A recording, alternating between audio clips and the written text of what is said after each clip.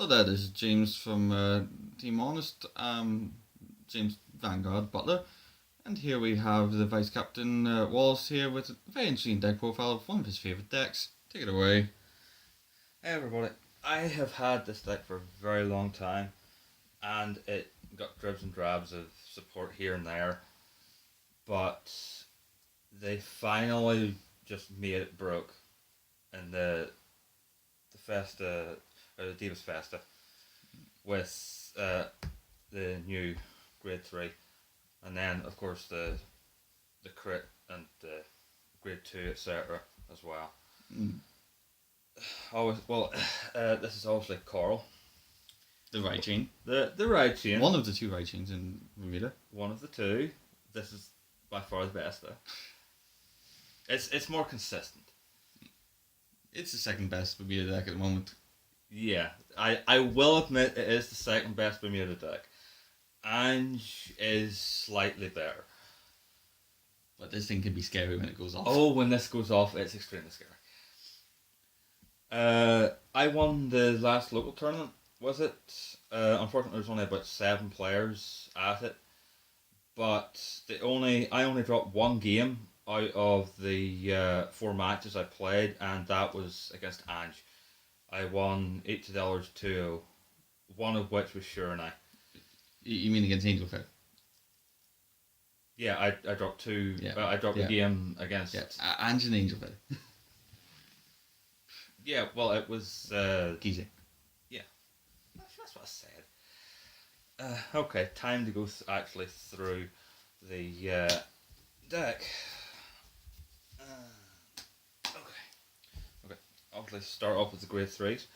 I play 4 copies of the new Grade 3, which thankfully is the same name as the original Grade 3 from the right chain. Aurora Star Coral. This thing just made Corals broke. All of her effects are amazing. Her first effect, which is a continuous effect, if you have 4 corals in your soul, it's a permanent 13 KBS. Very good defensive. Which is a very, very good defensive. Plus the fact that when you ride or stride her, you get to put a card into your soul and draw 2. And then you also get to give plus 5k for each coral in your soul to the front row. For every 2 calls in the soul. Oh, sorry, for every 2 corals in the soul. It would be broke if it was for every 1. It's like Sankguard, but Yes. you don't need a grade 1s. No, it's like Sankguard, but you don't need grade 1s. The ideal card that you want to be riding on grade 3 is this. If you do not ride this, you're in a small bit of trouble, but you might be able to survive until you hopefully get this. So your backup, let's see what you're My backup grade 3 is I play 4 copies of Shangri-La. Shangri-La Star Coral. Yes. Obviously, there's multiple reasons why I play her. One reason is if I have Aurora in the soul, she's again a 13k base, which again good defense. She also has a limit break ability just in case you don't actually have the ability to stride. So, and as long as you're on 4 damage, you're great. She also has the Lord ability, which helps a huge amount against Sure and I dominate, because obviously if they dominate her, they can't attack with her because they don't control an oral unit with Bermuda in their But in its name. is Novatama really Or clan. a dominant deck at the moment? Yes, it's slightly, just slightly a dominant deck. Plus the last reason, and possibly the most important reason I play her, is she's a coral name, so she's just good for to either just ditch for a stride or to put in soul just to gain more power. So you're playing 8 Coral grade 3s. Yeah.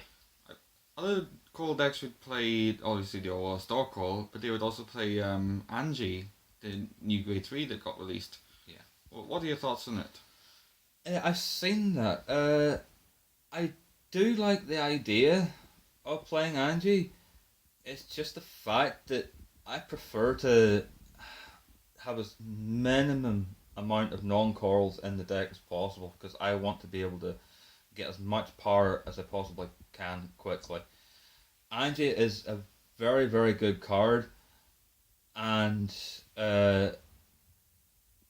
if I was to get some, I would be tempted to possibly drop Shangri-La maybe down to 3. Maybe just put one of her in just as a little bit of a, okay, I have this just in case. Or maybe even was a kind of 4-2-2 ratio.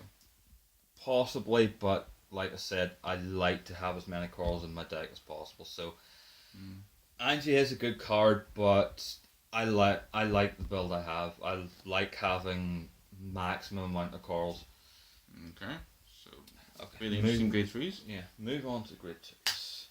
Obviously, I play 4 copies of the grade 2 of the Reichian. The grade 2 of the Reichian is very good because if obviously if you have the grade 1 Zero and Soul, it's 10k base, which is always good defensively and offensively. Plus, if you have the 1 and 0 and Soul, it also has the ability that on hit it can bounce 1 on the front row and 1 on the back. However, if it doesn't have the 0 in the Soul, it can, or if it doesn't have the 1 or 0 in the Soul, it can only bounce the front, 1 in the front row. But it's still a very good card to have because it puts a lot of pressure on your opponent. That grade 2 pressure can be really good because It you can commit to the board. Yeah. And not mind either you get them bounce back Yeah. or next turn you bounce them. Exactly. I play 3 Majorta. The new one. Yeah. The new Majorta is extremely good because if you misride Majorta, so long as you have a coral in hand, you can put it in Soul, draw a card. Plus, if you actually misride on top of the grade 1, the grade 1 skill will then let you search the top 7 for a grade 2. So you would proc this skill first, and then you would go for the grade 1 skill. Plus, if you actually manage to pull it off, you can go even more plus because of her ability that from Soul, you can Soul Blast her to draw a card. So you can go very plus with her. It's really good on grade 2 turn. Yes, very good on grade 2 turn. However, if you already have one of the grade 2s in hand, it's a little iffy to try that, to go some plus. I play 3 Active Pink Lorana. Lorana is just extremely good, just because if you need to put her into Soul, she can be then brought out by counterblasting 1 and Soul Charging 1. And the fact that she gets plus 2k if you have a grade 3 or higher coral on the field gives that extra little bit of advantage over one of the other grade 2s. Literally just because it makes that 2k difference and it brings it up to the 11k number. Which is going to be interesting once we get in the premium format with everything being 12 and 13k. Yeah, it won't make that much of a difference then. I also play 2 of Attractive Glow Sandy. In this version of the deck, I like to have as much possible Guardian chances as possible. So I play 2 of her just because you can ditch her for the ability to call a G-Guard. So basically in this deck I have 6 chances to get a G-Guard. I have seen other people play what's it called? Speaker, yeah, Speaker. I've seen other players play Speaker. However, I like Speaker. I did play Speaker before a lot of the a lot of the coral support actually came out. But I like to keep my counterblasts for big plays in this.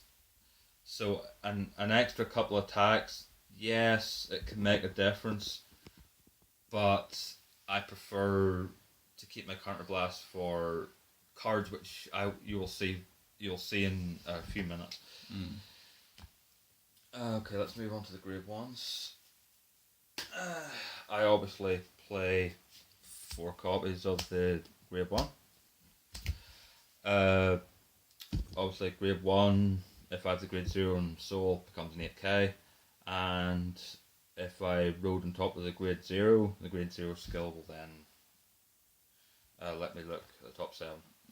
The grade 2 or 3. Helps with consistent riding. Yeah, and like I said earlier, the grade 1 skill, if you misride not the correct grade 2, you get to then search the top 7 for the correct grade 2 and rewrite it if you get it. So it's just about keeping consistency, really. I play 6 Transcendent Idol Aqua. 6 perfect guards. 6 perfect guards. Who would have thunk you would ever be able to play more than 4?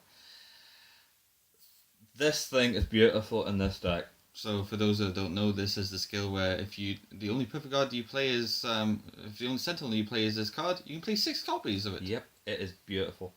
And the fact that instead of discarding a card from hand, you put a card into your soul for this is just beautiful in Corals. Just put them corals in the soul to use next turn. Yeah. Plus, it also has the effect that if there's 2 or more copies of it in the drop zone,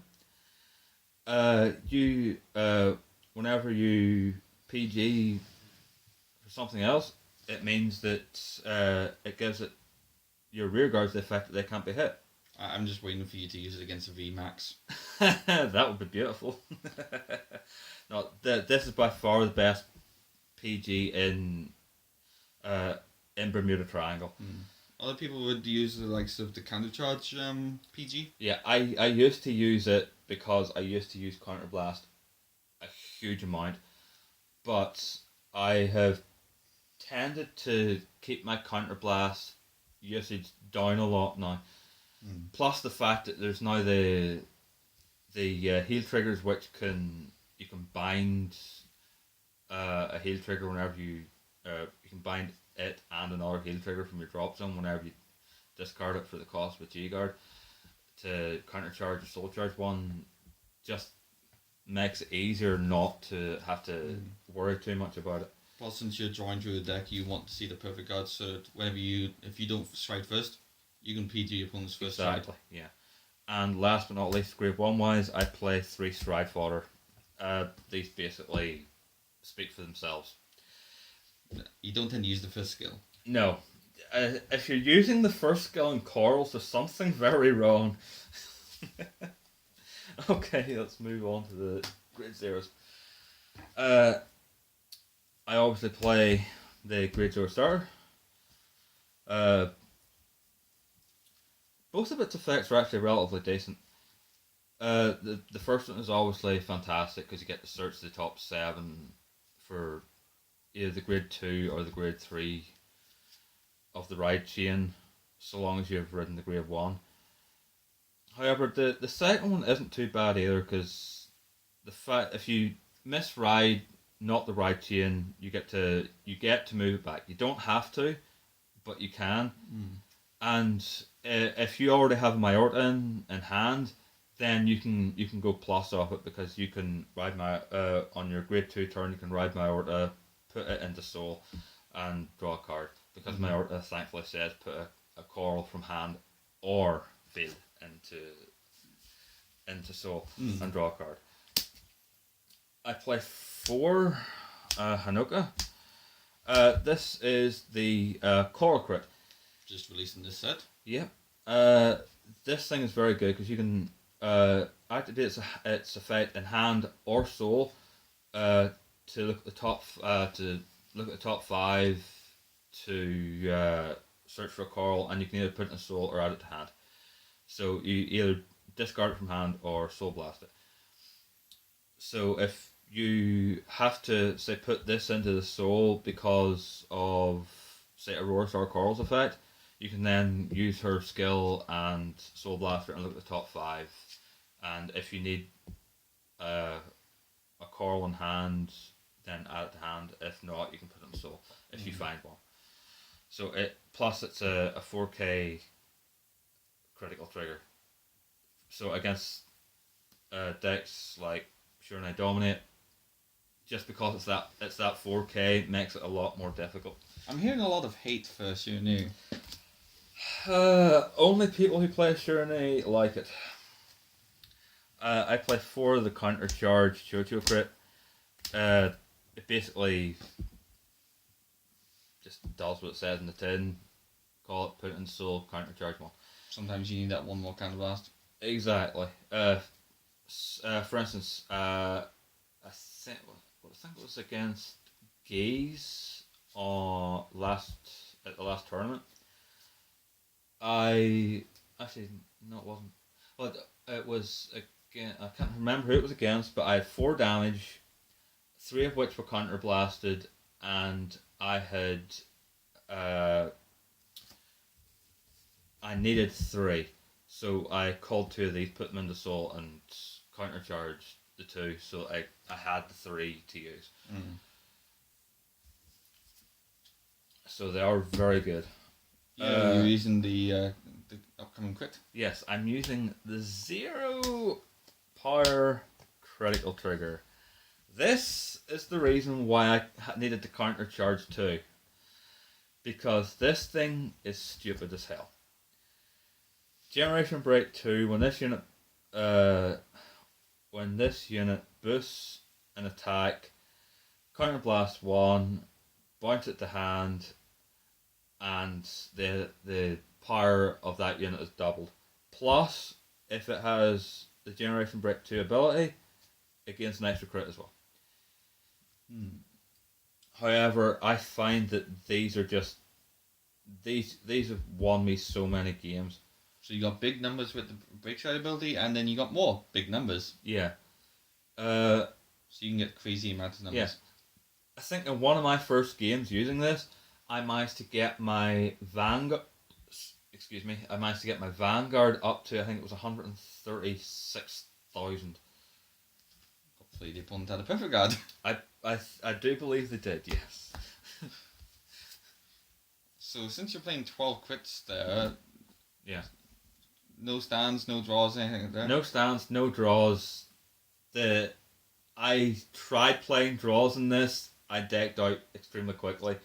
Thing is, I still deck out extremely quickly.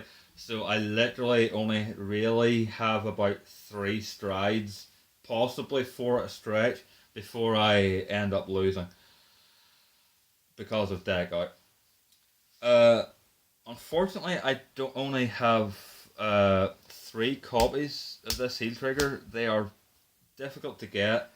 It's obviously the Chocho countercharge. Whenever you discard it for G guard, bind it and another heal trigger to countercharge 1 or to soul charge 1. Unfortunately, I only have 3 of it. It's not the easiest card to get, unfortunately, because there are so many different Bermuda clans. Final heal trigger I play is 1 copy of Sandy. Sandy can actually still use her ability, because I do actually have a copy of the Sandy as one of my G cards, which you'll see in just a few minutes. But obviously, if you could get a 4th one of the heal triggers. Yeah, if I could get a 4th one of these, I would drop this. But it's got an effect, and it's still a good card. Okay, onto the strides. I play 4 copies of Frontier Star Coral. This is the main stride that I will go into. Because of its bounce ability, and gaining power. It's just hugely powerful on its own, but combined with Aurora, it's stupid. And the fact that I can get an extra 2 attacks if I have 2 copies of her face up on the in my G zone, then it's just really nice. I play 3 copies of Arcadia. Arcadia originally I only really used to flip for Frontier, or just as another coral to stride into. Its effect is good, but I never really used it until the last set actually came about.